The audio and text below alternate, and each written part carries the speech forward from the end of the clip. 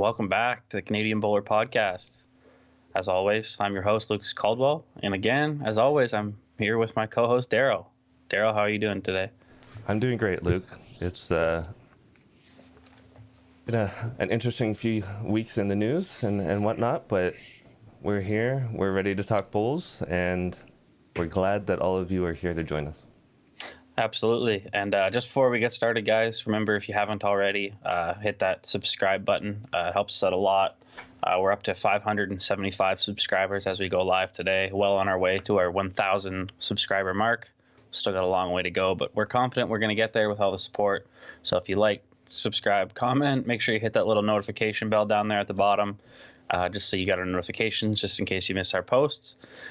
And if you can't listen to the whole episode today, remember we're available on all major podcast platforms, including Apple Podcasts, Spotify, Stitcher, and just about all the rest of them. So yeah, we're back, Daryl. I guess it's a miracle. There's some news to talk about for once. There is. Before we get into the Bull stuff, what's going on in Texas, man? Texas, it's crazy. So I watch a lot of people on YouTube because I'm a big fishing guy. So I watch a lot of fishing people, and people for the first time in years ever are ice fishing in Texas. It is cold. It is snowy. They have 4 inches of ice on their lakes. It's a big one. It's interesting. Yeah, it's crazy. I just wanted to give a shout out to all our Texas friends, all our friends south of the border. It's just crazy what's going on there. Climate change, global warming, whatever you want to call it. Man, weather patterns are changing. That's amazing. Anyway, I also just wanted to before we get into the news, I got one more thing too. I noticed we have a question in the chat already, but today's episode is going to be a little bit different as we do have a pre-recorded interview, just because due to time change. So if you have any questions for us in the first half hour or so of this podcast, don't be afraid to throw them in the chat, and we'll do everything we can to answer those for you. Absolutely. Talking about news though, Daryl, the 2026 Commonwealth Games. What's going on there? Just a news article came across our desks that possibly Victoria is working on a Commonwealth Games bid for 2026. For anybody that knows, Hamilton had thought about doing 2026. I think they were waiting for like provincial funding or federal backing or something like that. And with the pandemic and everything that's happened, that kind of stalled out and didn't really go anywhere. So now seems Victoria's in the mix. Yeah, it would be interesting for sure. I mean, selfishly, Hamilton would have been kind of cool because it's close to home, and I probably would have been able to go check it out. But yeah, anywhere in Canada I think would be incredible, especially for us lawn bowlers, just because it's our biggest event that we have possible. So I think that'd be really neat to have it here in Canada. It would. Sorry, it would. We haven't had one since 1994, I want to say, and that was also in Victoria. I might be wrong, so fact checkers, you can go out there and let me know. But I believe that Victoria had it in 1994. That was when anybody that's played in BC kind of maybe knows Wanda Fuka, the 4 green setup that they have there. It's interesting. I don't know if they would kind of fix up that site and make it a little bit better and maybe add some stuff to it, or if they'd make a brand new facility. Yeah, I guess it's really hard to say. I mean, I guess realistically speaking, I would have to imagine they would still go back to Wanda Fuka and just upgrade some of the greens, maybe bring in some of the I don't even know what they're called, the elite greenskeepers, and get those greens running as best as possible. According to Dave Matthew on Facebook, they're always running pretty good anyways, but True. I guess we'd have to see what they're like when the time comes. But again, yeah, I think it'd be really cool if we had the Commonwealth Games here. So for those of you that might not know, Victoria, BC is on the island, just off the coast, kind of off from Vancouver and mainland BC. In Canada, it's far west coast. It would be interesting because if they would fix up Wanda Fuka and make it a little bit better, fix up the 4 greens to kind of that international standard, possibly add to the clubhouse. I wondered if, you know, would they be able to get like an indoor facility? I know they have PIBC on mainland, but would there be interested in actually putting in an indoor facility, something pretty high tier on the island? Yeah, that'd definitely be interesting. I guess the only question I have towards that is the Commonwealth Games lawn bowls. Is that only to be played outdoors? Is outdoor bowls? Yeah. Is indoor bowls?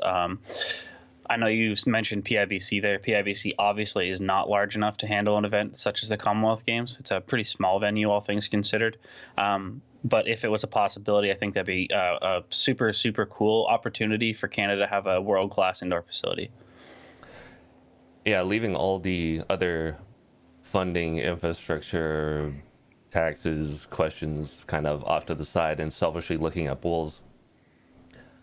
I've always wanted like another Commonwealth Games or something to hit Canada wherever it is, to hopefully shove some money into that kind of bowl sphere for us and see what we could do with it to actually either upgrade facilities, give provinces facilities that they never had before, leave legacies for bowls in those areas. It would be really nice, but yeah, who knows what the planning is for that. It would just be really nice to slide in an indoor facility somewhere in there, because Lord knows we're lacking those facilities, and it would really help. Yeah, I think it really would help, and I know it's not the easiest thing to picture, but I personally think if anyone had the money and they wanted to build a facility somewhere, I think eventually, actually pretty quickly, I think it would end up paying for itself, just with how popular I think an indoor facility would be in Canada. Yeah. John Siteman saying they would never hold the Com Games in an indoor. In my view, it's always been an outdoor. In fact, before the World Champs, it was the top tier outdoor event, and that's true. I would just, cross my fingers that whoever was in the planning might think, ooh, a small training facility or something. And because we're in Canada, training year round might be an indoor facility or something. But that's kind of those pipe dream kind of thoughts, I guess. Yeah, and just before we forget it, I want to read Raymond N24's question from the chat. He says, is lawn bowling considered a target sport? I consider it a target sport. It's, I guess it could be debated. Anybody in chat that has opinions, let us know. But I consider it a target sport. You're rolling a ball towards a target. I was just about to ask you, what is the definition of a target sport? So yeah, I think if that's the way you're considering it, then I would say yes. Is curling considered a target sport? Yeah. If curling is, then I don't think there's a reason why you could say we're not a target sport. If that's the definition he's looking for, I'm not entirely sure, but yeah, I mean, if you're thinking in terms of archery, darts, that kind of thing, it's not quite the same, but we are, we have a target. You're trying to hit that target or get close to the target and stay as close to that target as possible. So I do consider it a target sport. Excuse me. And yeah, John Simon, yes, it is. Target sport would be aiming towards a specific point, no different than curling being a target sport. So wonderful. Well, we're gonna have to employ John. He's got all the answers that we don't have. Hey, he's in here all the time. We appreciate his thoughts and that he's keeping us on our toes and correcting us when we're wrong. Yeah, absolutely. I guess just moving on from the Commonwealth Games, I guess it'd be big Commonwealth Games news. Some big shakeups in the New Zealand national team, which I thought was pretty interesting. Our target moves. Okay. Yeah, our target definitely does move. I've seen that, but I think it's still a target nonetheless. Yeah, Shannon McElroy taking a step away from bowls. I thought that was really interesting. It opens the door for the next big New Zealand blackjack to shine in the spot. The next big, maybe it's Ryan Besser's time to capture his world singles that he's been after for so many years, with Shannon stepping out. That's right. Interesting news. I can feel for Shannon, he's been all over the place playing. I mean, New Zealand and Australia is obviously a huge hotbed for events, for money events, for big world events the past while. And I mean, with all his hard work, he's been winning a ton. So he's always there. He's always on the team. He's always front and center. Obviously, you've seen the New Zealand national team a little bit more than me, Daryl. Who do you think is the next big guy who's going to fill the shoes of Shannon McElroy? I mean, they've got a ton of great players outside of Shannon. You've got like Ali Forsyth. You got oh geez, Kernahan. I'm kind of wondering if Mike Kernahan is going to retire soon. He is getting older, but he is still a phenomenal player. Gary Lawson is a legend there. Is Andrew Kelly still playing for New Zealand? Yes, he is. Andrew Kelly is still playing for New Zealand. They've got 3 development players. I don't know if I can name them off the top of my head that are kind of in the wings, kind of getting groomed to move up. So they might fill those spots, but it is a huge shakeup. And considering that Joe Edwards retired earlier this year, they're filling 2 big shoes because Joe was like the figurehead, the person you looked at as the singles player for the women's side, and you look at Shannon on the other side, he was the singles player for New Zealand as well. Yeah, I guess I don't know too much about the men's side of New Zealand, but on the women's side, I could see someone like Caitlin Inch, or I think her name is Taylor Bruce, filling in that singles role. Mm-hmm. They're both great singles players, so I could totally see them getting the shot. Yeah, you've still got Val Smith there. Selena Goddard. Wait, no, Selena Smith. She got married. I've known her for a long time as Selena Goddard. Claire Hendra, I think, is on that team as well. So if any of them can fill in that spot, it's great. But like you say, you lose 2 big name players like that, 2 great players like that. It's always going to be tough to figure it out. But as we know, New Zealand is one of the top tier countries for bowls. So I'm sure they have a few people just itching to get their chance. Yeah, absolutely. There's definitely people coming down the pipeline. It's the same thing as the whole Australian program. When you hear about all these players that no one's ever heard of who are just winning all these tournaments in Australia, I'm sure it's very similar in New Zealand. And just to put it in perspective, for Shannon McElroy, he's got 3 World Bowls medals, 2 bronze, 1 of them in singles, and 1 gold in singles at, I think it was the 2018 in Christchurch. He was also the 2018 champs. I've seen him play. On numerous occasions, he is just that top tier talent. So we wish him well. I'm going to be expecting a child soon. I kind of know how I'm feeling. What am I going to do when my family is growing? And his family has been, rallying behind him and supporting him. So it's good on him for taking a year or 2 off and wanting to be the family guy, to travel, to be with them and focus his time on them. Does Coach Daryl take a hiatus from coaching after the child is born? That's the big question mark. There's going to be a lot of conversations happening over the next couple months to see where I go, where I fit, because my time is going to be limited, obviously. So who knows? Well, Daryl, if I have any advice for you, well, it's not really advice. I think you're a great coach, and I think you should do your best to stay in there. But obviously, family comes first. Thanks, Luke. I appreciate that. John Simon, Andrew Kelly would likely be the one I could see taking the singles berth. With his success at the New Zealand Championships, Ali is the core team play skip along with Lawson. Fair points. Ali's been skipping the 4s and the trips for a long time, and Lawson's good all around. So I mean, I could see him flip flopping into any position, really.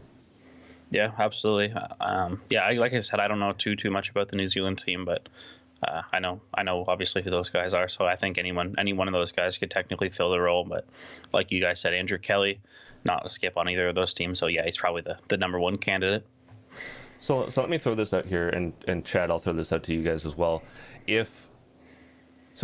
When you talk about Australia, New Zealand, and probably even like Scotland and England, you get guys retiring. So there's guys aging out. There's guys that want to start families or have families that they want to be with.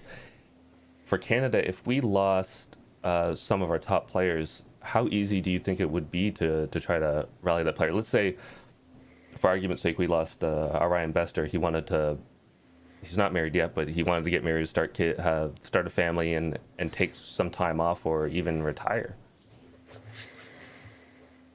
So you're asking how hard would it be to fill Ryan Bester's shoes on the Canadian national team? Yeah. I think it's impossible.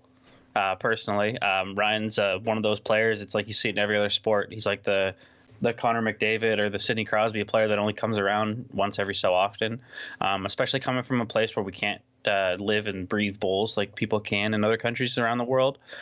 So I think it would be very, very hard, if not impossible, to fill his shoes. I think we have some very good up and coming players that could potentially fit in his role as the singles player and the skip of the pairs. But again, I think it's harder than it might sound because there's a lot of people who would probably say it's easier to fill a role, even of some of the players on the team that aren't necessarily on Ryan Bester's level.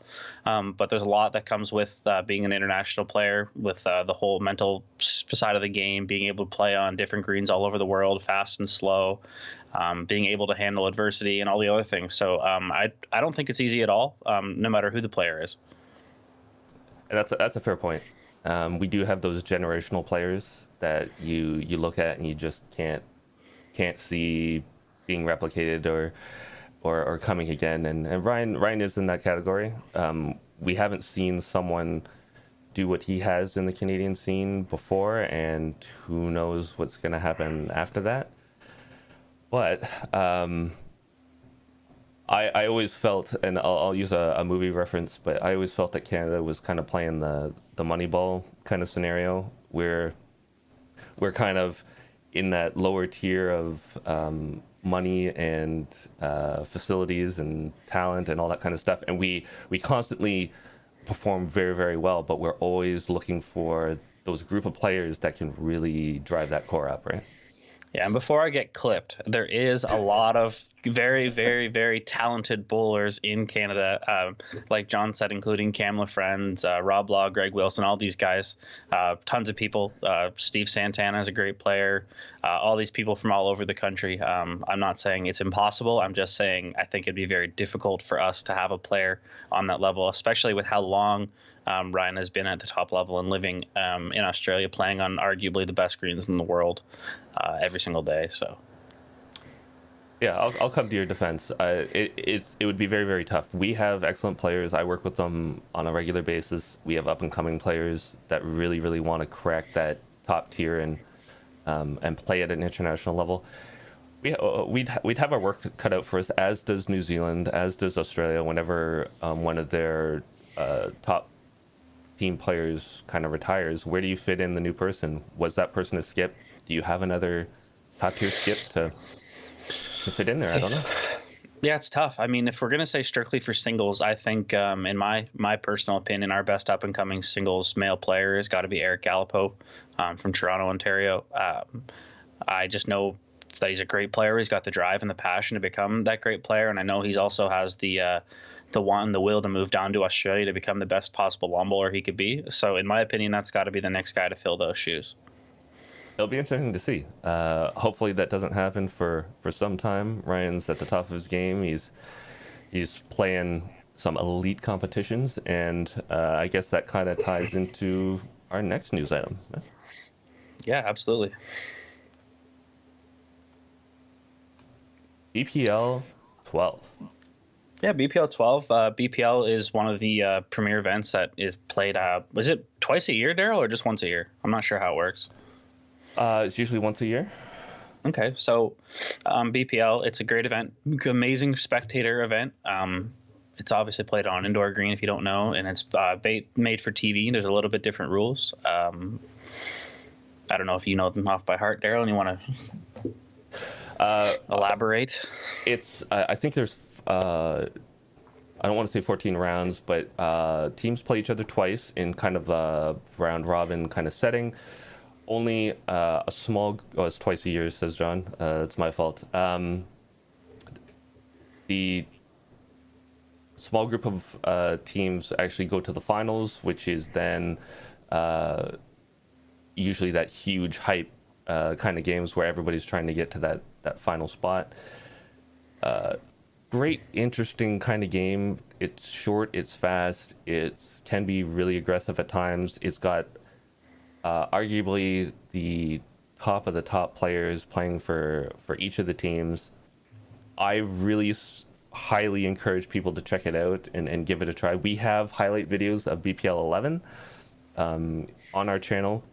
Go check those out. Just see some of the amazing shots that happen daily. Like, our highlight packages go day to day to day to day, and it's every team. It's really, really great. Yeah, and I've said it time and time again on the show. I don't overly enjoy watching bowls as much as some people do, and I always tune into BPL. I think it's a really fun one to watch. It's exciting. It's always the top level, and great bowls all the time, and some exciting shots. People definitely take chances. It's more of an exciting style, and then when you see them play their power play ends, it's pretty cool too. Yeah, and for those that John just mentioned, there's a shot clock, so it keeps the pace of the game going. It's kind of like the World Bowls Tour, where they put that shot clock up, so you have a small amount of time to play your next shot, so you're not humming and hawing and wasting time thinking about stuff. It's action all the time. And like you said, there's a power play option where if a team decides to play that power play card or choice, they can double up their points for that end. So if they score 2, they actually score 4. It's really interesting. Yeah, it's definitely one that I'll be keeping on the radar. And I don't know how much we want to say, but I believe the Canadian Bowler has some BPL stuff coming up this week.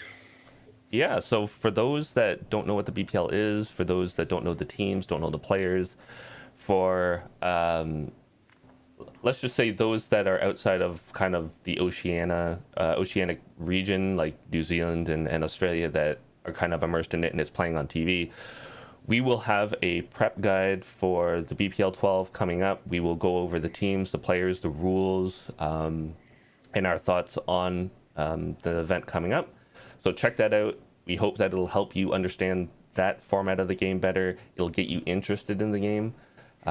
This round, obviously, they don't have as many internationals because of the pandemic, but those internationals that live in Australia will be playing, such as Orion Bester. If you're interested in seeing a Canadian play, he'll be playing, and some other ones that live there. But we won't see the likes of Alex Marshall this round because obviously UK to Australia is not happening right now.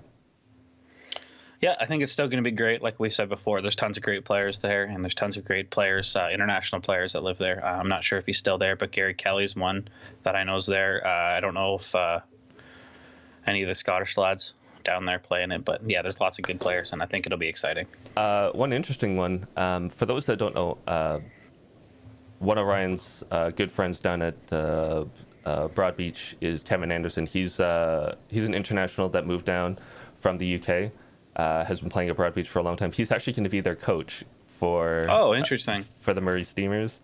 Really, really interesting. He is a blast. He's hilarious. I'm kind of wondering what kind of antics he's going to get up to, if he's going to get any camera time as well. So we'll see. Yeah, absolutely. All right, I guess moving on from BPL, do we have any more topics for today, Daryl? No big news items that I can think of. I just wanted to kind of shout out to our chat. If you have news items, if you have stuff that you think is really important, whether it's local, provincial, Canadian, international, make sure to send them our way. We are more than happy to take all your submissions, try to talk about them on stream, whether it's in this show or after dark. We are really just wanting to talk about the things that you guys want to talk about. Yeah, and we'll definitely be giving you guys shout outs on those if you send them in, because we do appreciate it. Absolutely. So yeah, I guess moving on, we do have an interview today, like I said in the start of the show, so don't go anywhere. We're not done. Our interview is with Emma Boyd of the Canadian national team. She's moved down to Australia. She's somebody who I believe is one of the up-and-coming Canadian female bowlers coming down the system. Could very well be a top contender international play with all the time she's spending in Australia and all the work she's been putting in on the greens.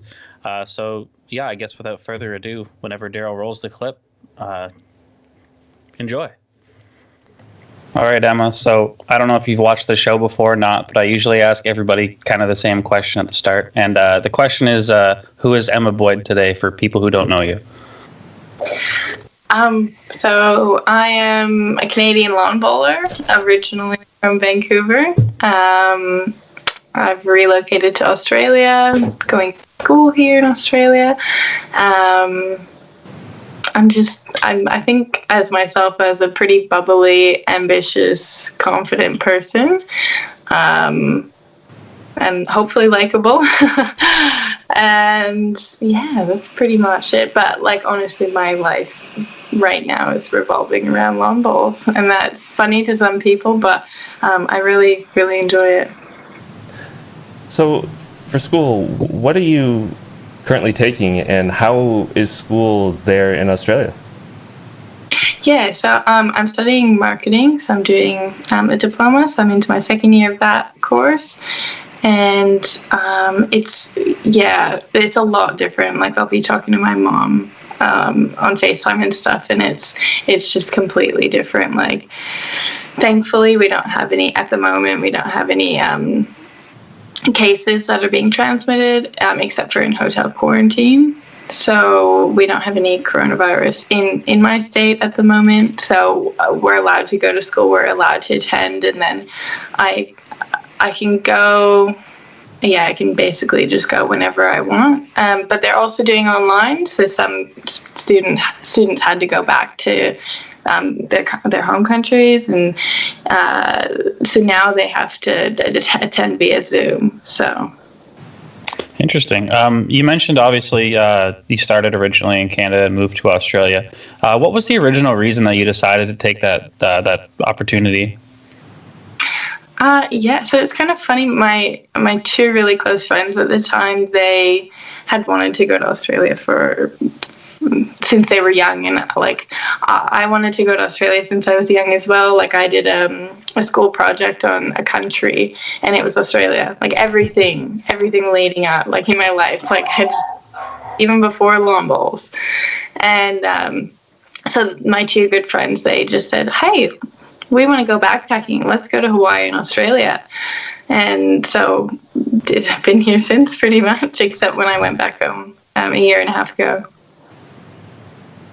So what made you stay in Australia? I know it was a trip to start with, and since you've been there for a fairly long time, why did you stay? So I got a job in the arable shop in Burleigh, and so just being around everybody, being around bowlers constantly, being able to go into any tournament I wanted, and find really, really good competition was definitely a bonus. The lifestyle here is just fantastic, as you both would know. Just lots of things as well. I met my partner, Dale, and I met him maybe 4 months into being here, and we've been together since then. And yeah, really, really enjoyed it. Obviously, I have to keep up with FaceTiming my family a lot, and then we are in a pandemic, so I don't know when the next time I'm going to be able to go home, but it's nice to catch up with everyone on FaceTime and Zooms and stuff. Obviously, a lot of young bowlers in Canada, obviously, they want to take the opportunity to maybe move down to Australia. It's definitely a thought that a lot of people have had. Would you say it's worthwhile for people if it's a possibility for them? Yeah, definitely. Definitely. Just solely based on the connections that you make with people. Say you even come for 6 months. The connections that you make in that 6 month span, like, that might bring you back in 10 years time, 5 years time. Like, potentially that person could be playing in a tournament in Canada, like, and then you just know them. Like, the bowls community is so small but so big at the same time that the connections just make it unbelievable, as well as just learning how to play in more of an Australian style than a Canadian style. It's all really beneficial, just being on the green here.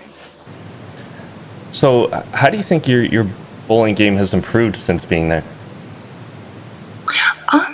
I think it's definitely improved just because of the different surfaces. So obviously a slow green compared to immaculate quick green, and it's just I think mainly my delivery has just slowed down a lot more, become a lot more consistent. There's still lots to work, of course, but just moving from slow to quick, I've sort of picked it up a little bit faster.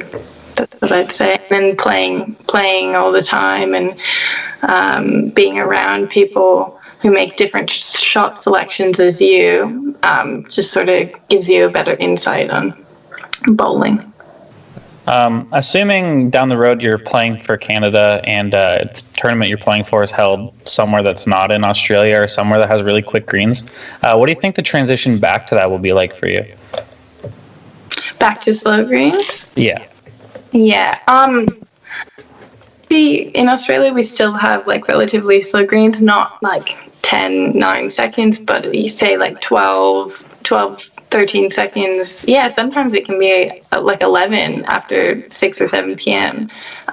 If the greens just come back in from being renovated. And I feel like the transition will hopefully be a quick one, just to sort of get back to like my grassroots of bowling. And I feel like I'll hopefully pick it up pretty quick. But like I said, we do have some slow greens here as well, so it sort of kept me in the whole loop of slow greens. Like, I would definitely say I still play better on slow greens just because I feel more comfortable. Interesting. So you are part of the national team under Terry Scott. What has it been like being part of that team, and how have you been, I guess, dealing with the training and the coaching, I guess, being closer to where Terry is than most of the Canadians here? Yeah, I just find that it's easier to sort of like maybe talk to him. So if I send him an email, he'll reply, because we're in similar time zones. So that's nice. I send him a message on Facebook or something. He'll get back to him. It's not like 1 a.m. So that's nice. And then we always just say to each other sort of like, we're so lucky to be in this half of the world, you know, because we can be bowling and we can be going out and doing things. So that's definitely a bonus. And it's just nice to sort of occasionally connect with Terry. Like, it doesn't have to be all the time. Like, over Christmas, we all took a bit of a break, which was nice. And I think it was definitely needed, but it's just nice to sort of connect monthly with everyone, or not everyone, with Terry. But when we do connect all together, it's nice to see everyone's face. So, Emma, you mentioned the pandemic a few times, and I'm just curious because obviously we've lived through the pandemic here in Canada, and it's been pretty sucky to say the least. What's it been like living through that in Australia? Yeah, I think it started the same as everyone else. Like, we were all panic buying, and like toilet paper sold out everywhere. Like, we couldn't find toilet paper, and then it sort of started. Everybody started to. We got into, what was it? I think we went into lockdown. So everybody had to stay at home. And then that was for about a week. So you could go to work and you could go to your medical appointments. But then ever since then, we haven't really had to do anything else. There was a short period in Brisbane when they had to wear masks for a mandatory 3 days. Everybody had to stay home. But since we're on the Gold Coast, we didn't have to do that. But if you had traveled in Brisbane, you had to quarantine for 3 days at home. So honestly, we've been very, very lucky. Yeah, very lucky compared to other parts of the world. It looked like Bowls was getting back pretty quickly on that side of the world. Obviously, a lot of the Facebook groups are streaming a lot of competitions and whatever. What kind of competitions have you been into recently? Well, recently, because we've just come into sort of Premier League season, so I'm playing Premier League so there's a top side, so that's the main 3 teams, the main 12 players, and then there's a reserve grade, so that's called the A team, or the A side, and so I'm in that side, and I'm leading, and an all women's team, so it's really, really nice, and it's a really good dynamic. So we've mainly been playing that, so we play Saturday, sometimes Saturday, Sunday. And then there's just been the occasional like triples tournament on the weekend when I can get some time off, and then just a few little fun things. But mainly right now it's Premier League season. Have you been working in or around any bowls clubs recently while you've been in school? Yeah, so right now I'm working at the Bowls Club at Burley Heads, and so I'm just doing reception work there, and then I'm doing some barefoot bowls there as well. Nice. So you talked about Premier League and some of the stuff that you're in. What would you say is I'm not going to say the biggest difference, but some of the main differences between how you play there and the competitions there versus what we typically see in Canada from day to day? Probably the first thing like you would look at, like if you look on the green, is there's a few more young people, I'd say, a fair few more young people, and a fair few older people as well, no doubt. Like some of the players at my club especially like are amazing, but the main differences would probably be outfits, and then maybe a little bit more banter on the green, camaraderie, a little bit more potentially. But yeah, it's just when you step on the green, and especially when you're playing Premier League, there is this whole sort of team aspect, and everybody's going, oh, good shot here, good shot there, like, and just like clapping and cheering, and yeah, it's just really nice environment to be in, and you feel really sort of comfortable. What are some of the main things you miss from being at home, whether it be inside bowls or outside of bowls, other than obviously you miss your family? But yeah, well, first off the bat, definitely my whole family. I have quite a big family, so it's hard to keep in touch with everyone all the time, especially with the time difference. But what I miss the most is pierogies. Really? Pierogies so bad. But other than that, just friends, family. A lot of my bowling teammates that I played with in BC, definitely miss quite a few of them. The clubhouse, the greens, like there's just a different sort of, it's a smaller club, but there's a more homey feel, if that makes sense. But just the clubhouses are so small and tiny. It's just a shed with bowls in it, and then there's a clubhouse with like a bathroom and everything, and maybe a small entertaining area. Like I miss that homey aspect of it a little bit. I can see that for sure. Speaking of Canada, you did a lot of winning, and you've ramped up basically your bowls career really fast. You've won a bunch of competitions, you went overseas, and then you were in Australia, and it seemed like just a flash. What is the highlight of your career so far as bowling and winning and doing that stuff? I definitely enjoyed playing last year in the under 25 World Championships. So I went back to Canada to visit my family, and then also to qualify to go. So I qualified to go over there, and that was unbelievable. Even just the trip coming from Australia to go to England was like a whole trip in itself. So that was really good. Unfortunately, obviously, I didn't get through my section, but just the entire experience was really nice as well. I got second in the women's triples for the state women's triples just a few months ago, and I played with my partner's mum, Jackie, and then Maria Rigby, and that was just that was a really great experience to get that far with her, and especially Maria. We played one of my teammates, Chloe Stewart, in the final. So it was just nice to play people that you're comfortable with, and people that you're friends with, because a lot of the time you'll just know everybody that you play. What are some of the events that you might have coming forward that you're looking forward to? I think they're still going to be running the Australian Open if everything still goes okay, with fingers crossed. Yeah. Still okay with coronavirus. So definitely the Australian Open, and then a few more state events coming up in the year, definitely. All right, so moving away from your career and what you're doing in Australia, I have a question and wanted your opinion on it. We sometimes struggle in Canada to come up with new ideas that stick, and like you said, you see more camaraderie and cheering for teams and for clubs and for all your teammates, not just necessarily the ones that you're playing with. What kind of event or what is something that you would like to see that you do in Australia come over to Canada that you think would really help the Canadian bowls scene?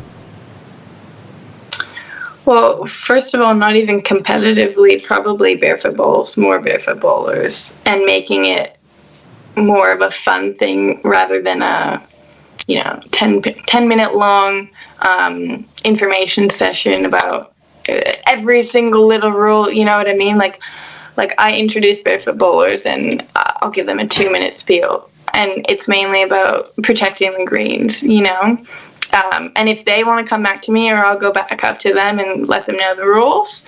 If they're interested, they're going to come back to you and ask you the rules and ask you how to score. But probably maybe a mini sort of spin-off of Premier League, so you sort of have that camaraderie and you have that club environment. But unfortunately, I just don't think we have the numbers, sadly. You obviously see, let's just call them random people come off the road and they play barefoot bowls. How do you think we get bowls to a place in Canada or North America as a whole where that is a normal or a common thing? Yeah, that's really hard because there's such a stigma around bowls being for older people and wearing all white and you have to be proper. But probably just maybe marketing it a little bit more, social media, getting someone bigger to sort of give bowls a shout out. That viral video that went completely viral at Potter's, something like that, but sort of for barefoot bowls, to make it known in Canada that, hey, it's a good time. The drinks are cheap. It's a great fun time. You can bring your kids. You can have a birthday party here. Just sort of just break the stigma a little bit, I think. Do you ever see yourself coming back to Canada, or do you think you're down in Australia for a long time? I definitely want to come back for a long visit. Me and Dale have both talked about, coming back for quite a while, a few months, I'd say. But yeah, no, I definitely would like to stay here.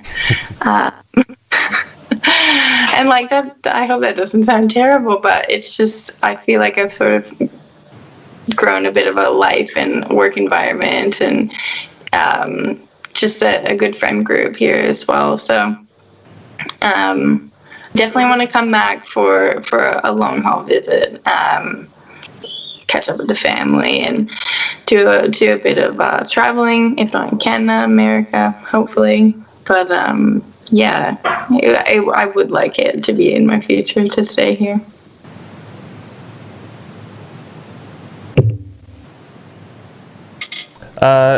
So what I'd like to do is move over to a little thing I do with every guest that we have, and it's dig up some pictures from Facebook and just get your take on either what it meant to you, what it was that you were doing, and anything that comes up when you see the picture. Does that sound all right? Sure, yeah. All right. Picture number 1. Yeah, so where was that? I think that was in West Van Bowls Club, maybe somewhere in Vancouver, and we were playing Vancouver and District Junior Singles. I'm measuring between the two bowls with my fingers, and I remember this is so funny, but I remember the guy taking the picture. I could see him out of the corner of my eye, and I remember doing it and then walking back up the green. I'm like, wait, was I shot? Like I don't even remember like was I shot or not? That's funny. So for anybody that doesn't know the finger technique, can you explain that a little bit? Yeah, so basically, you put your two sort of index fingers. I've seen some people use their pinkies between like if two balls are close, really close. But two index fingers, cross them over, stick it really close to your body, close to your chest, so that you don't move. Measure from one finger to the next between the ball and the jack.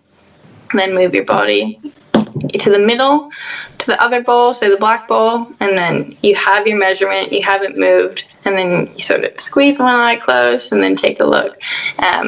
And so if your fingers are overlapping the ball, then the other shot was closer. I hope I explained that well, but I don't really think I ever got explained to. Like, I just watched a few people. I think I asked Priscilla like how to do it, and she was like, "Oh, you just sort of go like that." That's usually how it goes. Nobody ever really comes out and says what it is. They just kind of see other people doing it. Like, yeah, but that's what I was doing. Oh, this is a great picture.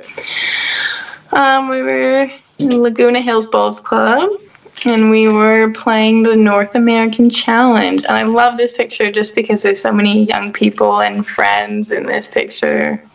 Oh, it's so good. It looks like it was a little rainy there. Yeah. That day it rained quite a bit. And I remember I think I was sick. Like I had like such a sore throat and a stuffy nose, and like because the aircon where we were staying was just like ruining my sinuses, and poor Fran was rooming with me, and one night she took a video of my my snoring just to show me back in the morning because my sinuses were just so blocked, and I was like, why didn't you wake me up? Yeah, so I really enjoyed that trip. That was really fun. Oh, this is a great, yeah. So that was nationals with Lori, Sue, and Cheryl. And so I skipped this team at provincials, and we played against Priscilla in the final. And then I think we were like 6 behind with 2 ends to go. And there was this one shot that Cheryl, she was my 3, and she just was like, Emma, if you put the jack in the ditch, you'll get 5. And I was like, okay. And then we did it. And then like the next end we got 1, and we ended up winning. And so then we found our way to nationals, and we were just, all 4 of us were just like, oh, this is so much fun. Like, we sort of all felt out of our element a little bit, I think, but it was just a great trip, especially with those 3. Oh, it's a good story too. That's an awesome comeback. Yeah. Oh, yeah.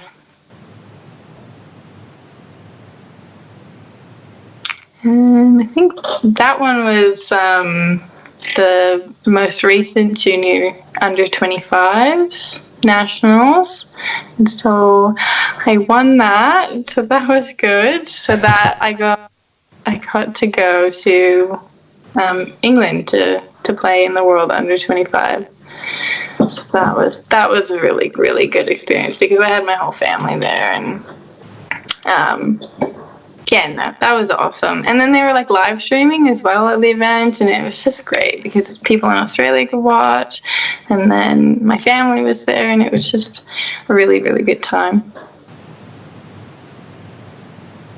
Yeah, so that's in England with everyone. So me and Brandon played mixed pairs, and then so it was just like a sort of knockout system. So unfortunately we lost the first game, but it was just good to play with him, and it was a good time. That sort of venue was just great. The carpet was great, the food was great, and the people were great. And then that's Derek, and then Mary. And Mary comes from Vancouver as well, so it was nice to sort of see them all as I was coming from Australia. So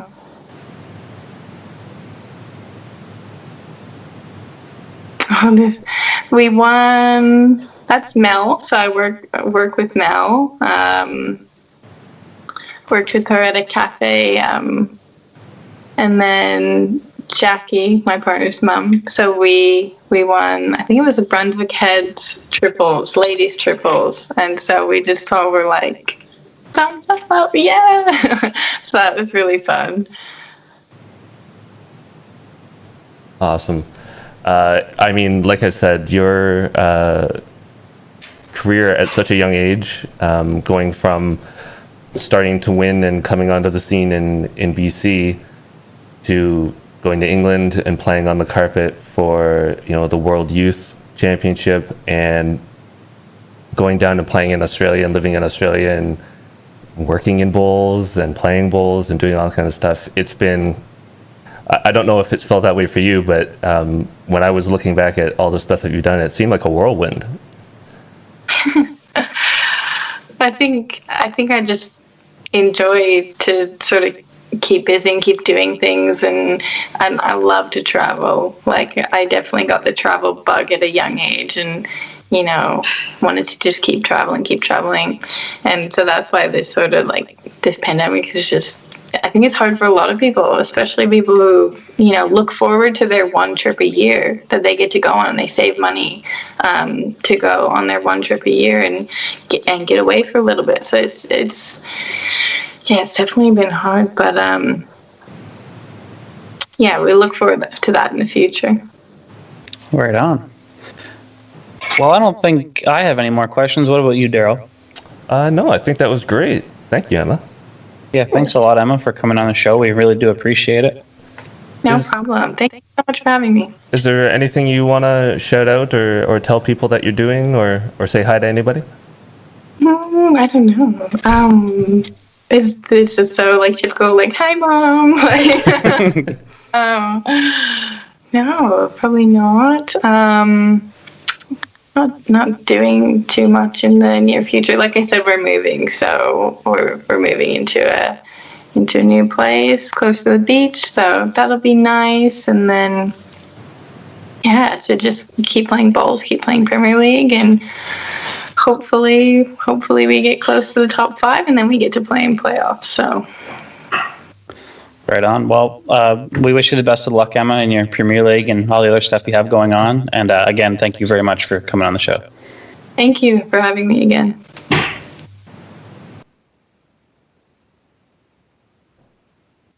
And we're back. Yes, we are. We're still here.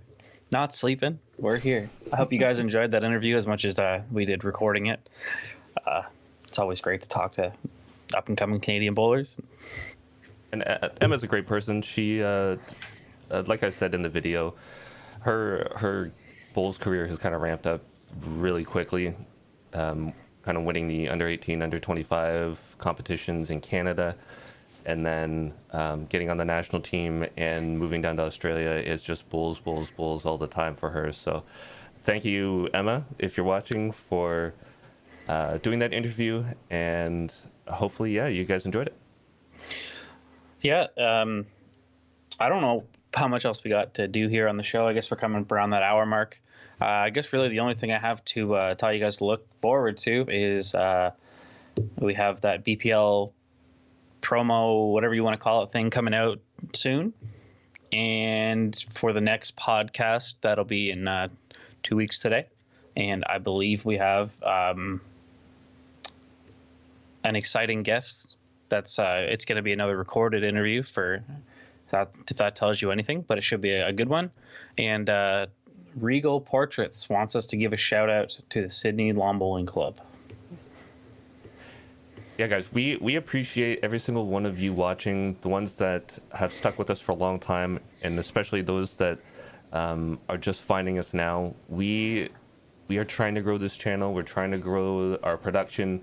Obviously, we've revamped everything for this year's season of the show, and we're trying to come up with more content as well. So let us know what you want to see. Let us know who you want to hear from, and hopefully we can keep entertaining you guys and coming out with good content. Yeah, and if you are new here, like I said at the beginning of the show, just remember to like, follow, and subscribe. It really does help us out a lot. If you don't follow us on Facebook or Twitter, hit that little notification bell so you can see it every time that we go live or a video is posted. Would love to see you all back if you're new, and if you're returning, thanks again for showing up. And I guess that's it for this week. So with that being said, guys, until next time, I hope that all your bowls are touchers.